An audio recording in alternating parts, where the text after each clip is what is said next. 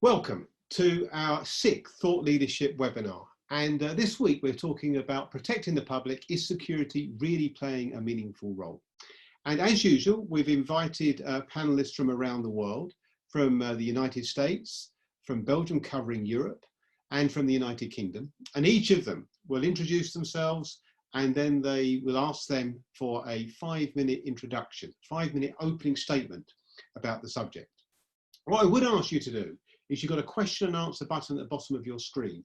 If you could please use that question and answer button for any questions that you've got, and I will try and come to them, and I will try and put them to the panel, either directly or by combining them with others. We will be making this available on our YouTube channel after the event. I'll tell you a bit more about that at the end. And also on our website, I'll do a blog, a quick summary of what the key issues are. And the reason we're doing these webinars and the reason we're engaging people from around the world is because at this time, security is playing a key role. And one of the important parts about that role is to make sure we understand what it is we can learn that will make security better in the future. And indeed, what is, I think, crucial is that the quality of security that is provided at the end of the day will depend in part on the quality of debate we have now. So I'm going to ask each of our panelists then to just introduce themselves first. And let me start off with Chuck. Good morning, good afternoon, good evening around the world. Chuck Andrews in the great state of Texas. Friends of Chuck. I've been in the security industry about 40 years, and I continue in that capacity as an advisor and strategist around the globe. Looking forward to today's webinar. Thank you, Dr. Martin Gill, for inviting me today. Thank you, Chuck. A great enthusiast. In fact, Chuck and I were speaking about a different matter on Easter Sunday. Katherine, perhaps I could ask you to introduce yourself next. Good afternoon. My name is Katherine Piana. I'm the Director General of COES, which is the Confederation of European Security Services, since 5 years. And I've also been leading the Aviation Security Services Association for 4 years now. Thank you very much indeed, Katherine. And finally, Mick. Mick, if you could introduce yourself, please. Good afternoon, everyone. I'm Mick Lee. I'm the Executive Chairman of Constant Security Services, which is a company I founded in 1981. So I guess that's about 40 odd years ago, near enough. Currently employ best part of 1,000 personnel north of England, across the broad sway, right across the middle of England, from Birmingham to Newcastle, Liverpool, across to Hull. Mick, thank you very much indeed. Okay, so just to remind you, question and answer button for you to ask questions. Andrew Knight's got in there straight away. Please do put your questions as you listen to people's opening statements. So they're each going to make an opening statement, not more than 5 minutes, ideally 4. Let's start off with Chuck Andrews. Chuck, you first, please. Chuck, we can't hear you. Chuck, you're on mute. Chuck, you're on. Problem. I think we're there now. Yes, you're on there. That's okay, Chuck. Your opening statement, please, Chuck. I didn't want to contribute to any mute situations that were inappropriate, if you understand. Good morning. Opening statement. Let's get started. We have a lot of topics to talk about this morning. So really, in what ways is the security sector helping state agencies, government, institutions, and really protecting the public? Well, listen, we got to go back. I'm a student of Sir Robert Peel, Peelian reform, the father of modern policing, Mr. Crime Prevention. So look, the police are the public and the public are the police. And what does that make security? That makes us even closer to the public than even the police. And having said that, what we're really on the front line. Security is out there protecting the public. And look at all the deaths that have been reported by uniformed security officers out in the field. It's completely disheartening, but literally that's just further evidence of them being out there and trying to protect the public, especially in medical institution, hospital settings around the country. Now, the question about, is the public being well served by security groups? Now, more than any time before, I am of the opinion that they're being incredibly well served. Demand is very high for different security uniformed officers to be out in the field. Obviously, some of those have to take care of their family. They have other obligations. There's rotation issues, people being sick. So now more than ever, they're needed out in the field.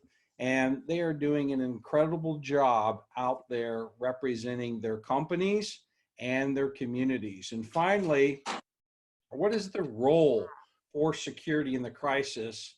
So that it gets an opportunity to show a really positive brand or the good side. And what are those implications? So when a uniform officer is out in the working for an institution or a community, now more than ever, they have the opportunity to shine, which means communicating with people, right? And working with people, answering their questions, being kind and caring, making sure safety is occurring. This is a great opportunity to be out there and really represent how important the uniformed security officer is on the front line. I know we're going to get into more of that as we move on, but those are my opening comments and we can go from there. Jack, I appreciate that. Thank you. Let me go to Katherine, please. Your opening statement, Katherine. Okay. Now, in the last 5 years that I've been in with COES, there have been two major crises, one of which we're still right in the middle of. One were the terrorist attacks across Europe, and now this health crisis, COVID-19. And it's quite clear that private security companies are in the front line, but our impression is that they're not really fully recognized, or they're recognized, but in different ways by different member states. There's no uniform recognition of the work that these companies are doing. They're increasingly visible, especially after the terrorist attacks I was mentioning, and now also with COVID-19. Quite simply, if you go to a hospital, you go to a supermarket, you will see private security guards, well, making sure that the flow of people is okay, and really to protect these locations as well. As an organization, we try and emphasize four main values, which we think are really core to all our actions: compliance, quality, safety, and trust. And these are all interrelated. Our major issues are value procurement and how to articulate public-private partnerships, both for critical infrastructure, but also in public spaces. And our main difficulty is that buyers are still focused on cost. So we have we have some kind of a paradox here, trying to increase the quality, and at the same time, the buyers only want to talk about cost. So all our actions are trying to push and highlight the quality that is being delivered versus sometimes the peanuts price that buyers are willing to pay. And this is an action that we carry out with our 23 national associations across Europe. Katherine, thank you very much indeed. Don't forget, if you'd like to ask a question, please use the question and answer button at the bottom of your screen and we'll come to you in a second. Mick, could I have your opening statement, please? Thank you, Martin. Yes, regarding the way that we are serving the broader public, I think that virtually everything we do supports the wider community. If we're protecting any business or enterprise during a shutdown, the purpose is just the same as it would be over a prolonged holiday, such as Christmas, so it's just a hell of a lot longer. And the purpose of that is surely to get that business protected so that its stock, infrastructure and ability to get back to normal is seamless once things get back to normal. I think the industry, as I see it, is doing well in the UK, supporting the NHS during this emergency.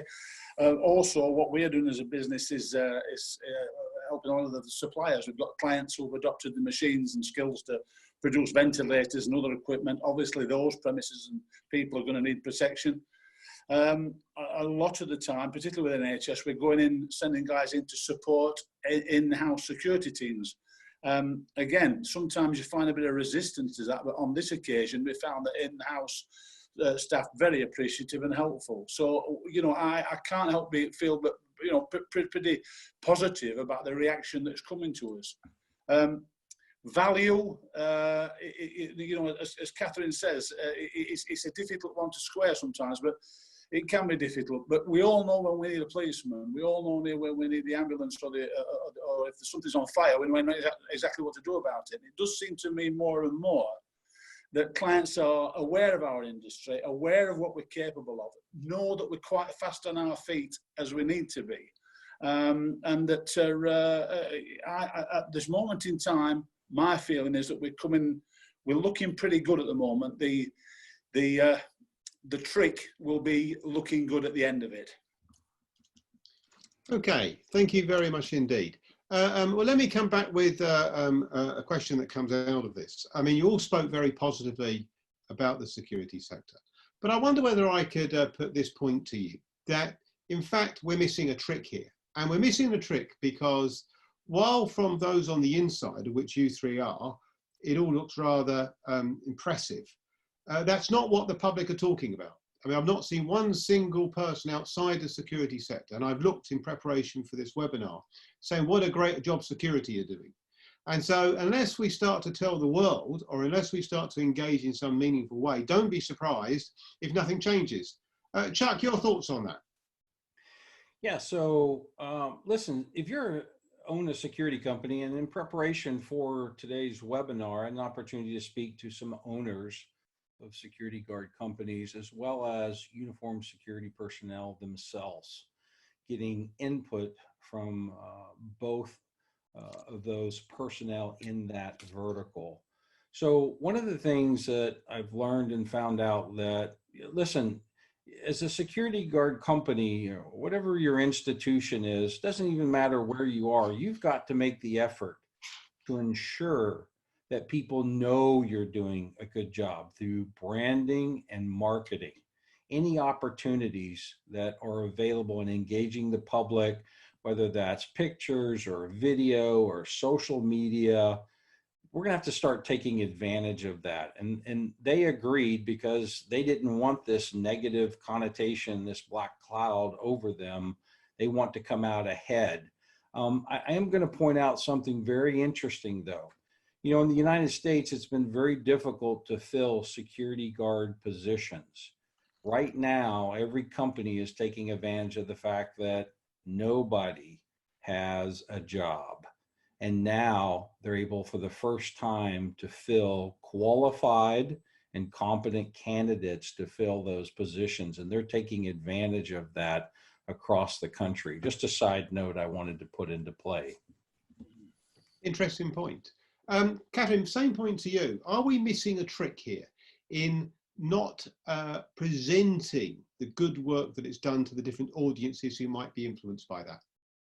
I think we're doing this job right now as COES, and our associations are also doing this job. Let me just give you a few examples. Our Croatian association very recently has issued guidelines to companies to explain how they should protect while being in a low activity level.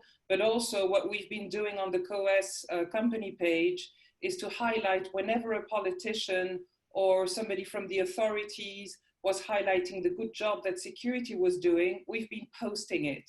And we've been posting examples from Spain, from Portugal, from our Prime Minister in Belgium, who thanked the security services, and last but not least, also chronologically, President Macron also highlighted the good job that security was doing. And in France, they've been really complaining for quite a long time that they weren't being recognized, and this gave them some kind of a warm feeling, even if, okay, it's still words, but these words matter, and it becomes visible to the public. And I think we have to relay that on our company page and make sure that this gets echoed back to the guards who are on LinkedIn and looking at this and saying, oh, we're finally being recognized. That's a good start. Mick, who do you think needs to represent? Presumably, you see your job as getting on with it and servicing your clients, but the broader benefits, as you said, are to be felt much more widely. Who do you think we might make responsible for taking this forward? Well, the people who, in my opinion, and I hate to be critical here, but the British Security Industry Association, of which I was a section chairman for 8 years, seemed to lose its way somewhat under the last in recent times. I know there's a new chief executive in there, and I do really wish him well. I think he seems to be a good man, but but certainly the BSIA. I mean, when you think back to the early, when licensing came in the UK, the way that we were represented then, when, it was very positive, very positive. We actually had major inputs in the practical implementation of the Private Security Act. And if we got that kind of clout within the BSIA now, they're the very people who should be talking directly to government. I tend to doubt that we have got that direct method of communication even anymore. So I think that's something that we've really lacked over this last maybe 10 years. There's just one other thing about the way that we're perceived, and I think, and remember, I am talking purely from a UK point of view. I'm talking purely from a north of England UK perspective here. I think a major mistake would be for us to try and jump on the NHS bandwagon. At this moment in time in the UK, the people who are working in the NHS, quite rightly, are being virtually deified. I mean, it's just wonderful the way that the public are reacting to these people. I think if we try to jump onto that particular bandwagon, we'll weaken them, and we will also damage ourselves. I'm all for bandwagons, but I think we should have our own. Which comes back to your point, Martin, who would actually create the bandwagon? If I can mix things up a little bit there. We need effective spokespeople. And in my opinion, in this part of the world, certainly, we haven't got them. No, I just to mention Mike Reddington of BSA was on the panel a week or so ago, and was speaking up very poignantly about some of the developments that are beginning to take place. David Dickinson sent a question in advance, and he wondered whether some cross-sector representative panel, or even some cross-country, was going to be needed at a very high level to start getting high-level consultation with people who matter in government about what the security sector is doing, not to distract from frontline workers like NHS staff, but to highlight the important role that security is playing in making it all happen, in enabling other sectors to operate effectively. Jack, you've been a senior member of an organisation that's at the forefront of this. Realistically, what are the opportunities for getting a cross-country, cross-sector collaboration across the pond, and would it make any difference? Yeah, it would make a huge difference, and I think that's an initiative that we all need to look at and consider, and perhaps that could be an entire show in and of itself, something that we could consider. Point I want to make here, Mick, very interesting that things are with this British Security Services Group. I don't know the exact name, but I want to make a point here in sharp contrast. I just saw a posting last week by ASIS International staff trying to promote and ask people to post the name of a security officer who has done something positively in the community or where they're working or what they're doing out in the field. And I was really happy to see that and people posting that kind of recognition. I hope other organizations will jump on that opportunity. And again, it's branding and marketing. You got to get it out there. It's got to be recognized as part of that. Katherine, you know a bit about cross-country representation. What would enable you to influence more at the highest levels? There's one bit I want to add to the previous part about recognition, and I think it's quite important, and it links to what you're referring to, the highest level, is that in a number of countries now, private security services are recognized as essential services, and this is quite an important feature. It's true for the UK, Belgium, Luxembourg, Spain, so we're trying to push that. Now, the highest level, it depends what you're talking about. I think in several countries, the national associations are talking to their government, and that's not really the place of COES to do that. Our place is to discuss with the Commission or members of the European Parliament. And also the Commission has recognized in a recent document that private security was an essential service. So I think that's so far being really well covered. And I think there's been a real difference. I've only been there for 5 years, but I've seen a real difference before and after the terrorist attacks, because then authorities realized that private security were in the front line. They were helping together with police, and also they could be very useful resources, for example, to observe things that were going on in locations like public spaces or in front of companies, surveillance being carried out, hostile surveillance being carried out, and things like that. So I think it's a journey, really. It's not something that will happen from one day to the next. It's a journey. Okay, thank you very much. Let me move on because we've got lots of questions here. Stephen Goad has asked an interesting question, which I think in some way builds on something you said, Katherine, that, and I think this will be dear to Mick Lee's heart as well. The question is, the current pandemic has highlighted the criticality of many roles. His question is, do you think that post the pandemic, that the value of security personnel will be appreciated by those who are purchasing security services? Mick, I'll come to you first because I guess this is home territory for you. The thoughts? Yeah, as a business, we have always tried to add value to what we've done. So we've never been the cheapest. I can't pretend that we've always, we've not always been the most expensive. But when we've tendered, particularly in tenders in recent years, purchasers seem to be looking sometimes, not all of them, but sometimes looking beyond price.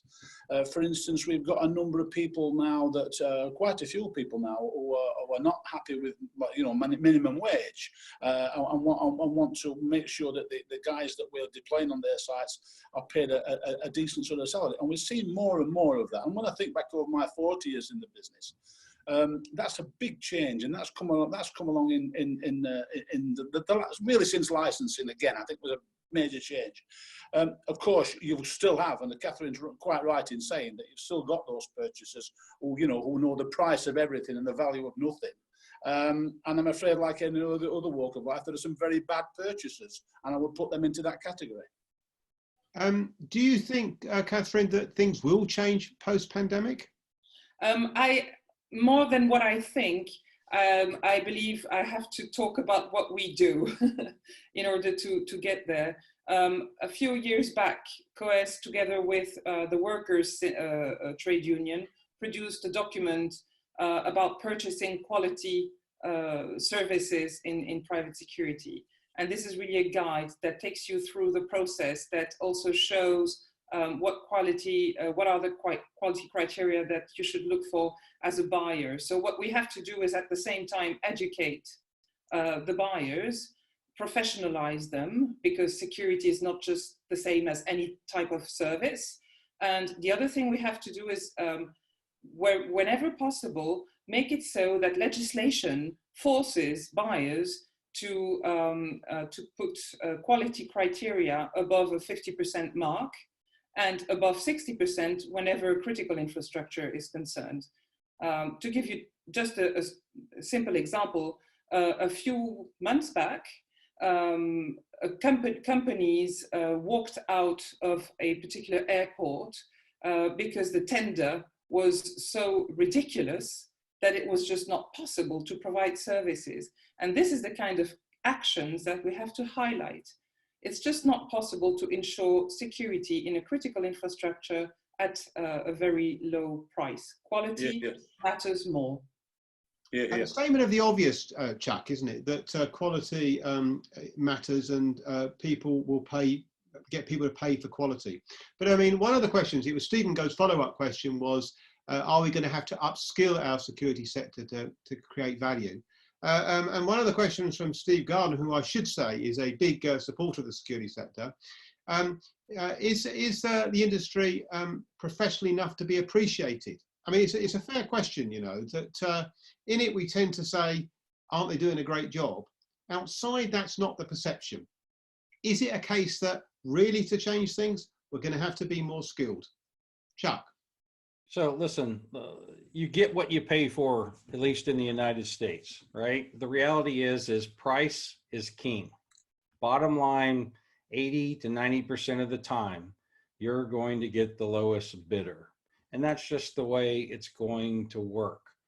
My comments earlier, with people out of work, the level of people that are coming in and finally filling thousands and thousands of these security officer jobs that otherwise could not be filled are now being filled. So, I mean, we're talking people with 4-year degrees working a uniform position. So the competency, quality, and the delivery of what they can give the client and their engagement with the public, you're going to see a metric there, and it's going to change, and you're going to see that over the next couple of years. As to your, does that answer the question that you were thinking of, Dr. Gill? Yeah, I think the point I'm trying to get at, I suppose, Chuck, is that I understand you get what you pay for, and I guess to a certain extent that operates across the board. The question is, perhaps that in order to persuade buyers that what they're buying is worth more, the only route is to upskill considerably and sell the benefits in a much more dynamic way. Otherwise, of course, you're going to get a race to the lowest price. And I just wonder, in some ways, it's sort of a statement of the obvious. It's not that obvious because it's not happening. It's not happening at all. You can't correlate those skill sets with increased pay. I've been doing this for a long time, and I don't think that's going to change anytime soon.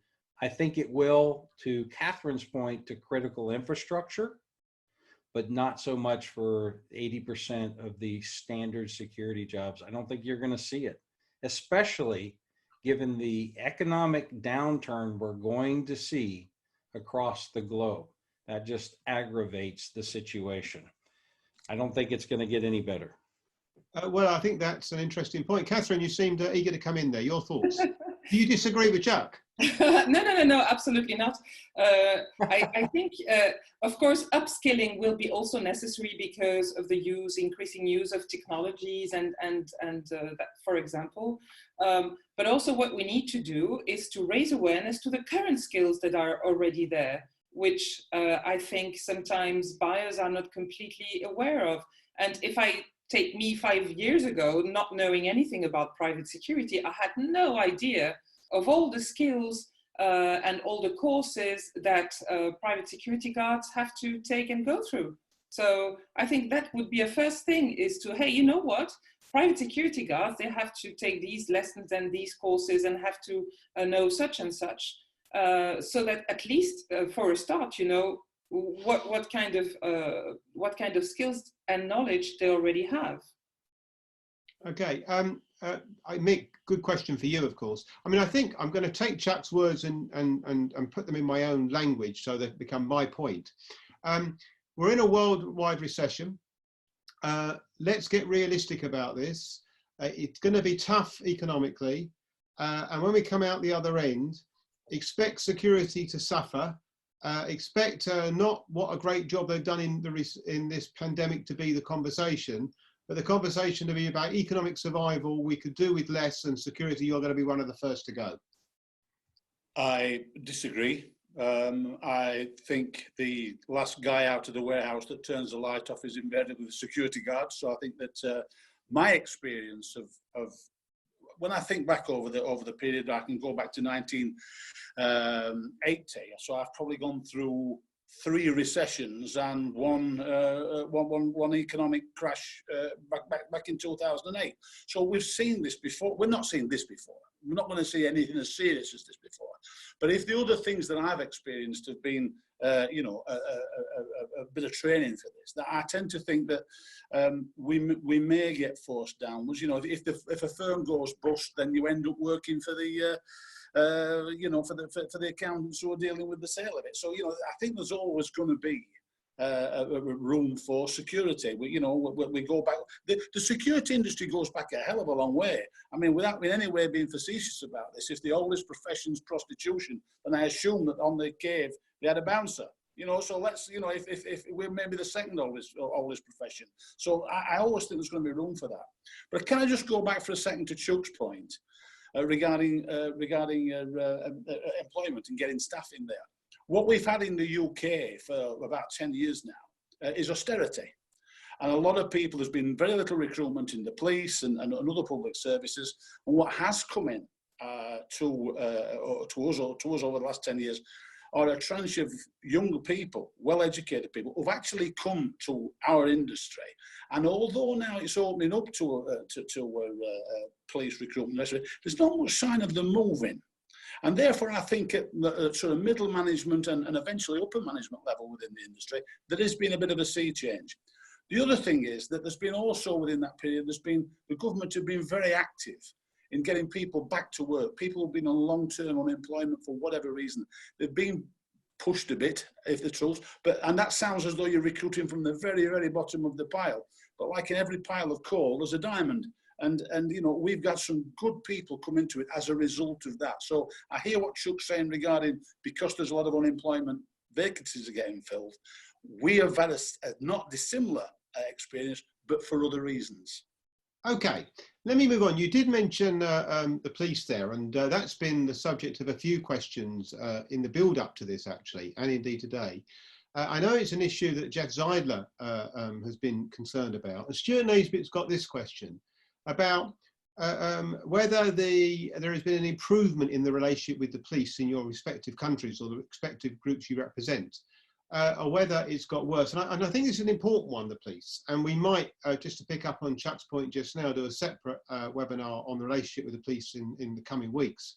But there strikes me as a crucial role. And we did some research with the police, and it wasn't glowing. It wasn't a glowing endorsement of the security sector. That doesn't mean to say there weren't some pockets of brilliant relationships and great activity. But it wasn't typically glowing. Katherine, your thoughts on this? You mentioned public-private relationships in your opening statement. Do you think, to Stuart's point, that the relationship with the police has been improving, and is this crisis showing up the good or the bad? And of course, you know that Europe is not one territory. No. So there is bound to be very different situations in various countries. I want to highlight one super example, which is Norway, where the cooperation between police and private security companies is incredibly good. But again, it's a journey. And this, the journey started basically with a terrible incident, the one where the terrorists went to this island and killed a lot of people. Anders Breivik is the name. And then after that, the police realized that they didn't have enough resources and they had to couple up and cooperate with private security services. So very often it's during a crisis or after a crisis that the cooperation will be reinforced, or that the legal framework for private security companies will be improved. And so, as I said, it's a journey, and some countries are at different stages of this journey. I know, for example, that in Italy, they're complaining a lot in the current situation regarding how private security companies are considered and seen. In other countries, it's going relatively well. So, you know, it's a different picture according to different countries. What I can say is that it's better when the legislation, where the legal framework is well done, where the legislation is mature. Because if the legislation is mature, it means that the cooperation level between the authorities or police and private security companies is also mature. There's a clear correlation there.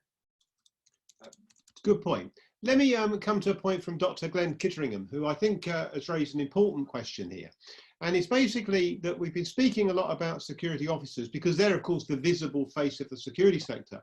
He's saying, have we all focused a bit too much on them when talking about the impact security's had? What about chief security officers and all those who work within organisations who are helping them to support operations.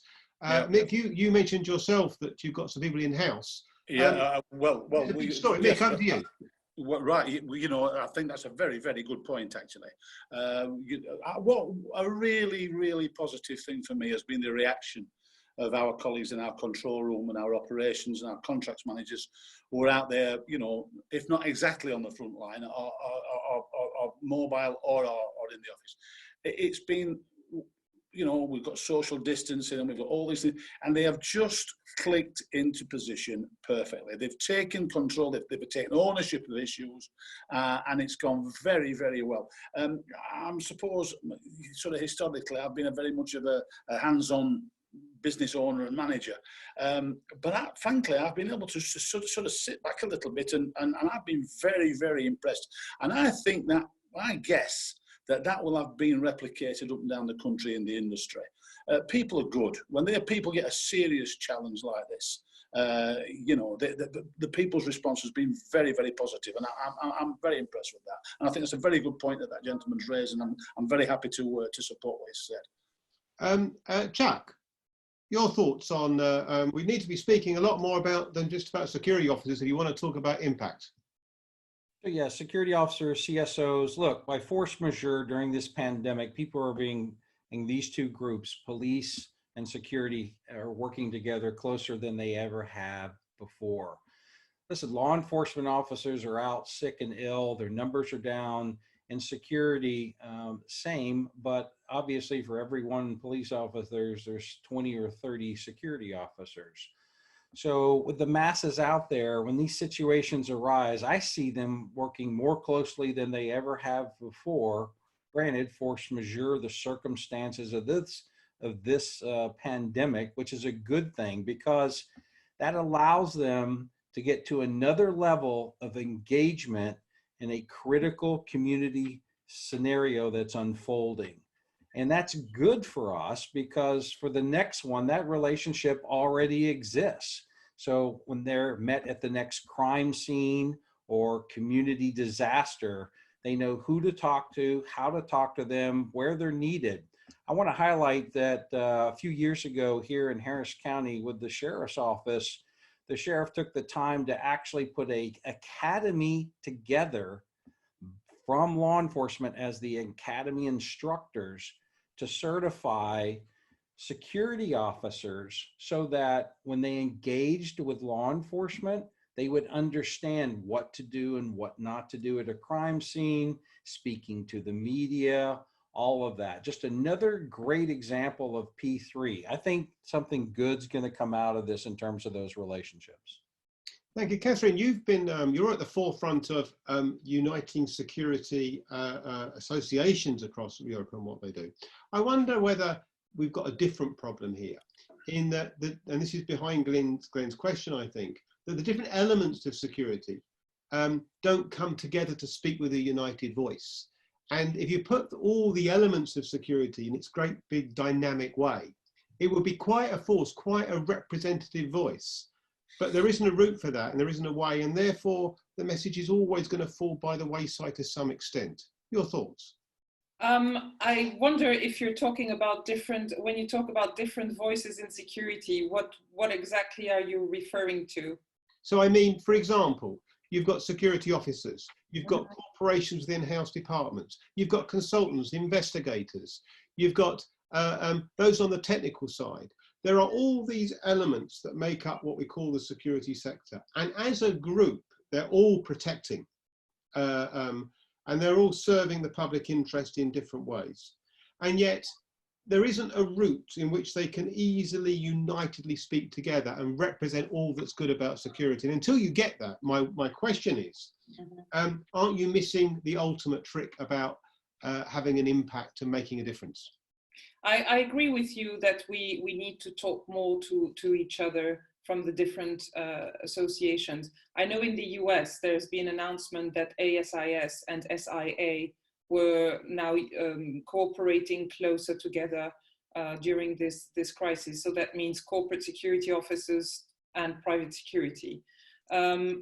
as COES, we have already started to reinforce our cooperation with Euroalarm, which are the manufacturers and to a certain extent installers of alarm systems, in particular on cybersecurity and maybe in the future on artificial intelligence.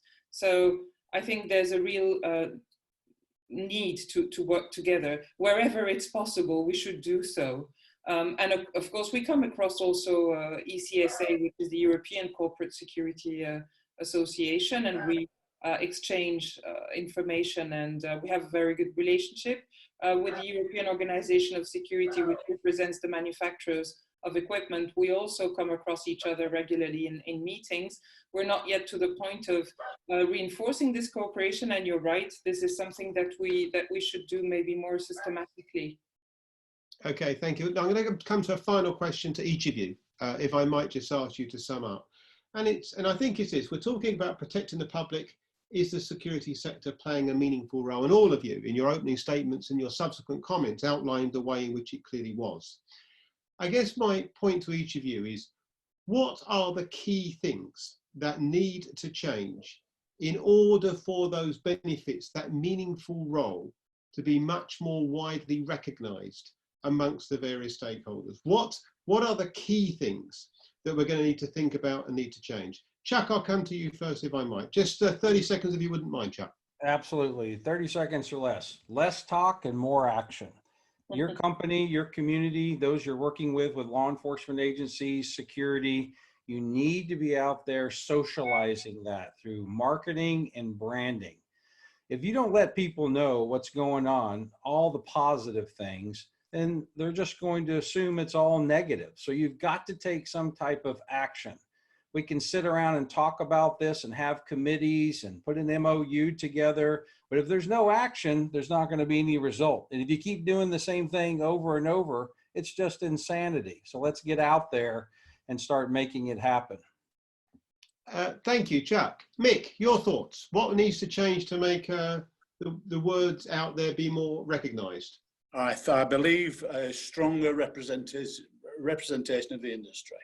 The BSA used to do it.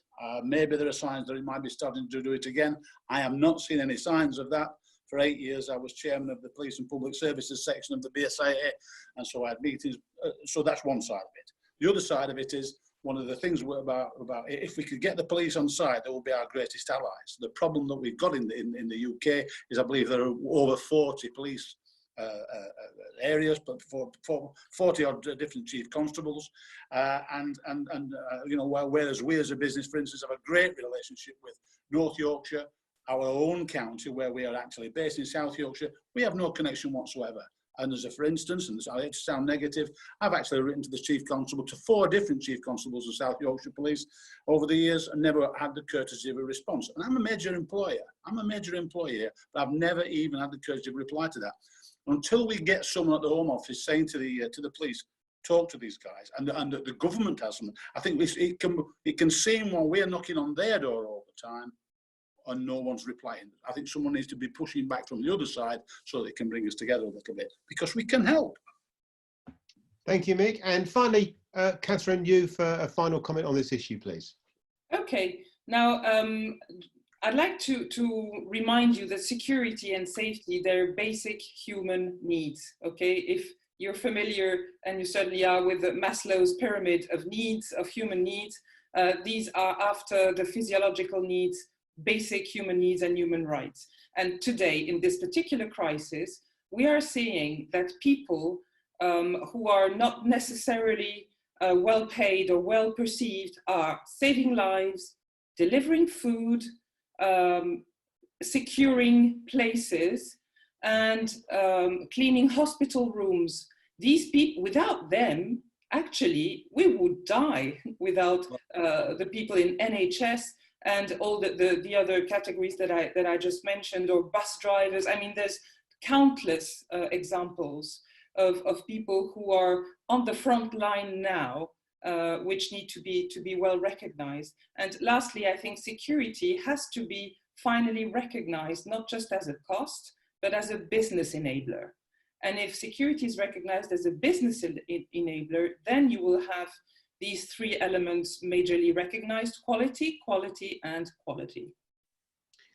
Well said. Panel, thank you very much indeed for your comments and for your contribution, and thank you also for your questions. I will provide a summary of some of the key points that have cropped up today. What is clear that from this debate is that there is an important amount of work going on that is crucial, not just helpful, but crucial to keeping operations and fundamental operations going in these difficult times. And perhaps that's the ultimate benefit of security, that it enables businesses and organizations to operate when times are most difficult. And the issue is about how that's going to be recognized and the way it's going to be recognized. And Mick is surely right to say, we've got to be careful how we put this across. There are other more important priorities right now in terms of those working in health on the front line. That said, Katherine is surely right to emphasize that this is a fundamental service and it is doing some good. And we need to put across the fact this is a business enabler. It's not just about protecting the public. And it would be unwise, I think, to ignore Chuck's point.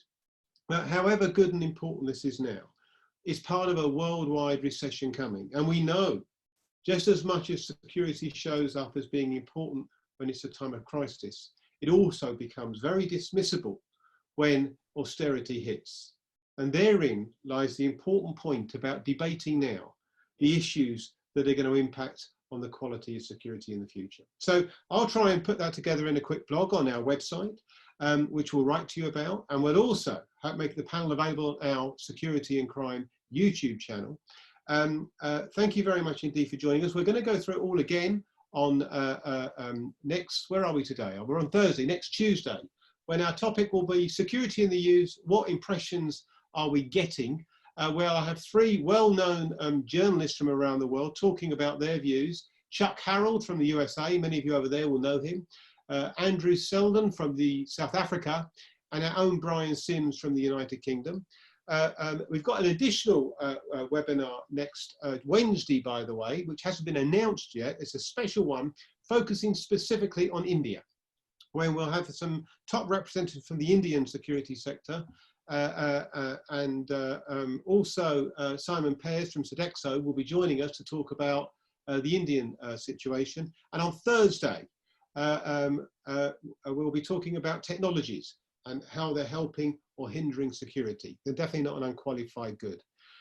Thanks to our supporters for their help. You can see their names at the bottom. We appreciate your support of us.